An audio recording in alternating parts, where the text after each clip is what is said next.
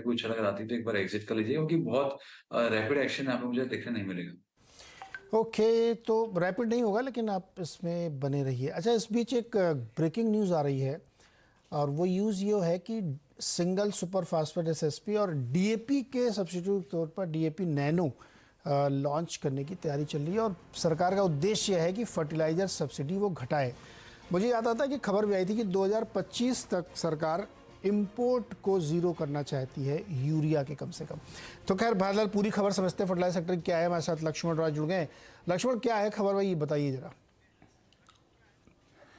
देखिए, दरअसल खबर एक बड़ी ये है कि सरकार फर्टिलाइजर सब्सिडी को धीरे धीरे पूरी तरह से या तो खत्म करना चाहती है या बड़ी मात्रा में इसको कम करना चाहती है। और इसके लिए फर्टिलाइजर सब्सिडी में कटौती नहीं की जाएगी, न तो फर्टिलाइजर के दाम बढ़ाए जाएंगे। इसके लिए एक नया तरीका सरकार निकाली है, वो ये है कि जो परंपरागत फर्टिलाइजर है उसके विकल्प के तौर पर प्रीमियम फर्टिलाइजर किसानों को मुहैया कराइए। और किसान अगर प्रीमियम फर्टिलाइजर से संतुष्ट होते हैं, वो खरीदते हैं, तो फिर फर्टिलाइजर सब्सिडी कम हो जाएगी। क्यों? क्योंकि प्रीमियम फर्टिलाइजर पर या तो सब्सिडी नहीं होगी या होगी तो बहुत कम होगी।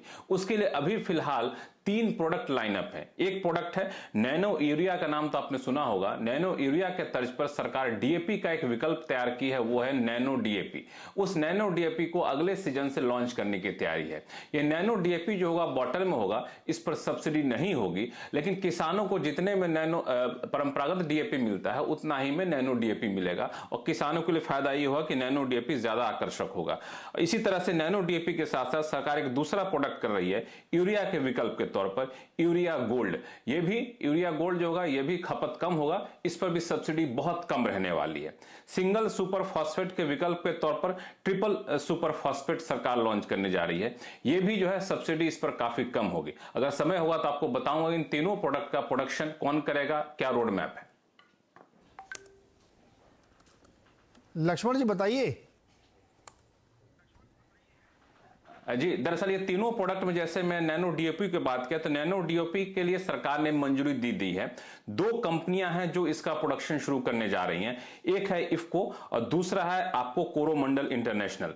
कोरोमंडल इंटरनेशनल ने आंध्र प्रदेश में ग्रीनफील्ड प्रोजेक्ट लगाया है, इफ्को ने गुजरात और ओडिशा में लगाया है।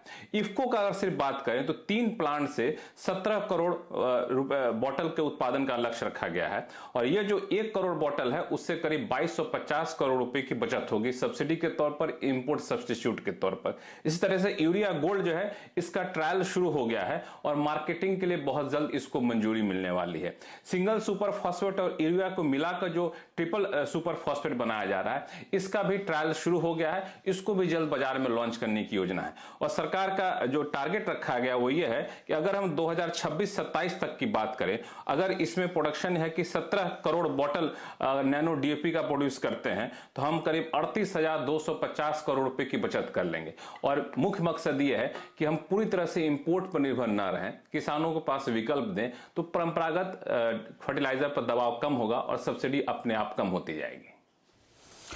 ओके, तरल के नाम से इफ्को जो है इसको लॉन्च करती है। यूरिया तरल कहते हैं, वो डीएपी तरल टाइप का कुछ, लेकिन बहुत बड़ी महती योजना है और उससे काफ़ी मदद मिलेगी किसानों को भी और सरकारों को। लक्ष्मण, बहुत बहुत शुक्रिया आप जुड़ने के लिए और इस पूरी खबर को विस्तार से दर्शकों को समझाने के लिए कि एक बड़ा डेवलपमेंट है। कोरोमंडल इंटरनेशनल का स्टॉक 0.9% या 7-8 रुपये ऊपर है और तमाम फर्टिलाइजर कंपनीज़ के स्टॉक में देखिए फैक्ट, आरसीएफ, दीपक, इन सब में तेज़ी है।